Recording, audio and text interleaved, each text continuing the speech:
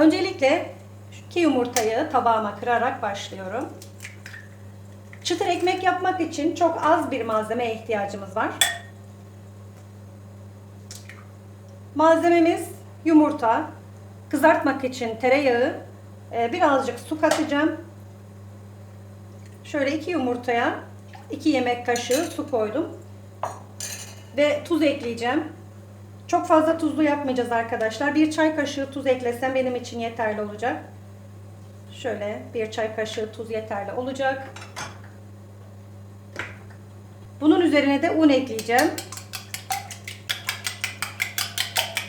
Şöyle yumurtaları çırptım ve unu ekleyeceğim üzerine. Alabildiği kadar un ekliyorum. Ben size hamurun kıvamını göstereceğim. Ne kadar un kullandığımı değil de hamuru nasıl yaptığımızı, hangi kıvamda yaptığımızı göstereceğim. Bu çıtır ekmeği arkadaşlar çok fazla yapıp bir kavanozda bekletip daha sonra da kullanabilirsiniz. Ben de şu anda yaptığımda öyle yapacağım. Çünkü bu biraz fazla olacak.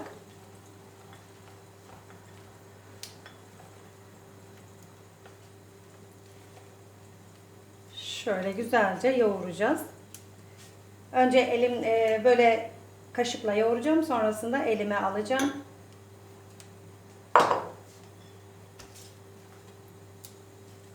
Katı bir hamur olacak. Erişte yapan arkadaşlarım bilir. Eriştelik kadar katı bir hamur olacak.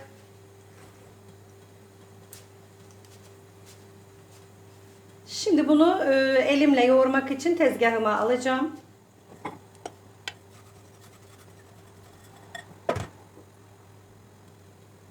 Şöyle hamuru elimle güzelce toparlamam gerekiyor. Hatta buna biraz daha un ekleyeceğim.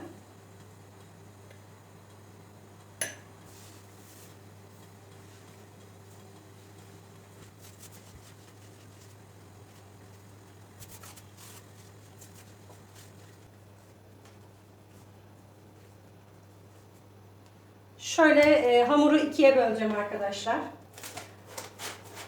Dondurucuya koyacağım. 2 saat beklemesi gerekiyor. 2 saat dondurucuda duracak bu.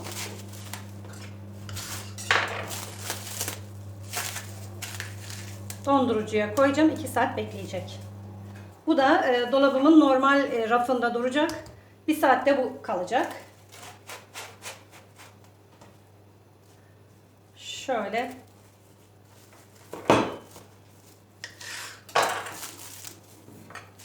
Bunları şimdi dolaba yolluyorum ikisini de. Çıtır ekmek için yapacağım hamuru buzdolabında olan kısmını çıkardım.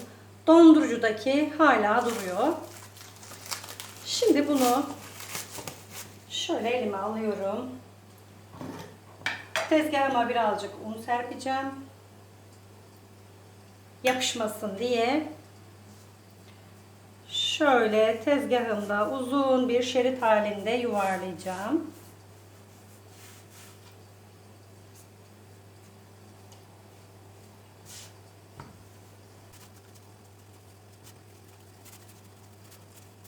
Hamurları bu şekilde uzun uzun rulo yapıyorum arkadaşlar. Böyle elimle ova uzun uzun açıyorum. Elimi şöyle birazcık ıslattım. Sonrasında tezgahta daha rahat yuvarladım böyle. İsterseniz elinizde, isterseniz de tezgahta elinizi birazcık ıslatarak hamurunuzu yuvarlayabilirsiniz bu şekilde. Hepsini yuvarladım, hazırladım. Şimdi kesmeye geçeceğiz arkadaşlar. Hamurları şöyle kenara alıyorum.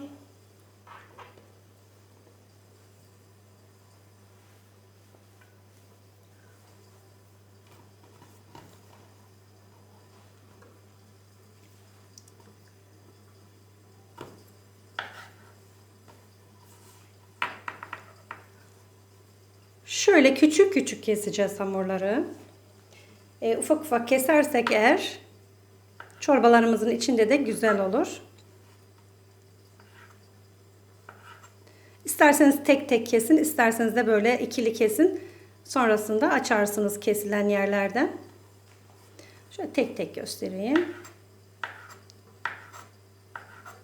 Hamurların tümünü kestim. Şimdi kızartma işlemine geçeceğim. Şunların güzelliğine bakar mısınız? Çorbaların içerisinde de muhteşem bir lezzet veriyor. Sizler de yapın, deneyin arkadaşlar. Videomu buraya kadar izlediyseniz kanalıma abone olup zil sesini de açarsanız daha sonraki videolarımdan da haberdar olursunuz arkadaşlar. Kanalımı büyütmeme destek olun. Şöyle bakın. Ne kadar güzel oldular. Şimdi bunları kızartmaya geçeceğim. Şöyle ısınan tereyağının içerisine kestiğim hamurları bırakıyorum.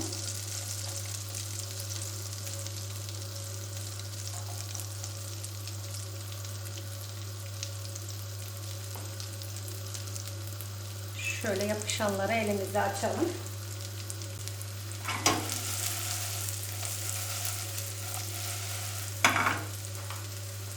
Şöyle alttan üste yavaş yavaş karıştıralım. Her tarafa aynı ayarda kızarsın. Bu kıtır ekmekleri yapın arkadaşlar, çocuklarınız çok sever. Hem vitaminli, yumurtalı, hem tereyağında kızarmış. Güzel bir çorba kıtırı olacak.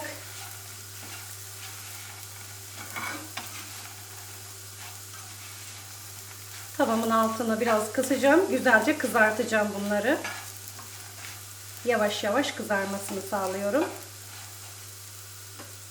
Yavaş yavaş kısık ateşte kavurdum. Çıtır çıtır oldular.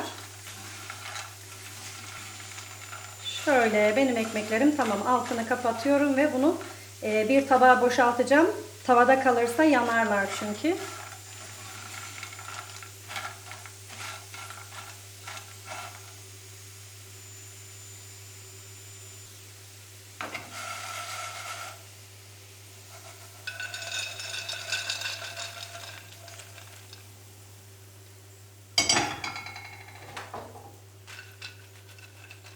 Şöyle kenara koyuyorum.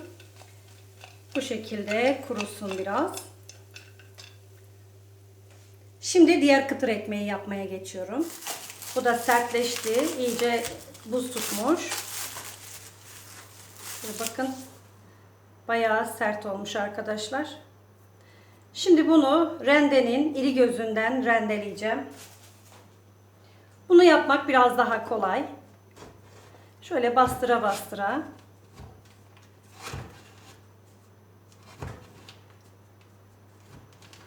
Eğer ki hamurunuz güzel buz tutarsa rendelemeniz daha da kolay olur.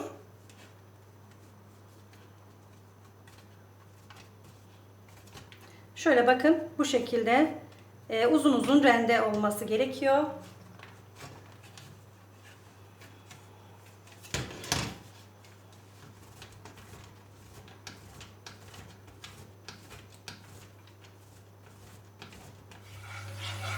Evet, şimdi bu yağın içerisine rendelediğim hamurları atacağım.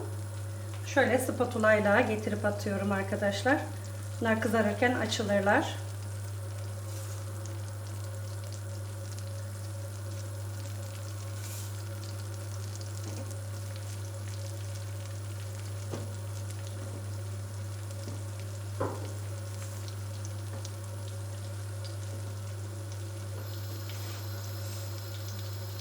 Altı harlı olsun. Şöyle yavaş yavaş karıştıralım. Yağın içerisinde bunlar tane tane açılacaklar şimdi.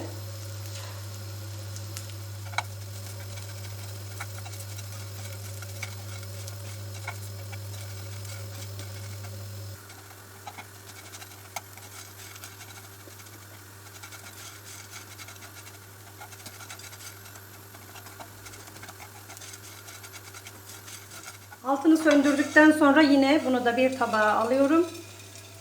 Tava sıcak olduğu için daha fazla kızarsın istemiyorum. Şöyle de yayıyorum. Biraz soğuması gerekiyor. Evet, kıtır ekmeklerim bunlar da hazır. Şöyle ikisini de göstereyim size. Şimdi bunlar biraz soğuduktan sonra kavanozlara koyacağım. Ve içerisine bu yaptığım kıtır ekmeklerden koyacağım. Hangisinden isterseniz ondan koyabilirsiniz. Bu küçük küçük doğrayarak yaptığım kıtır ekmekler.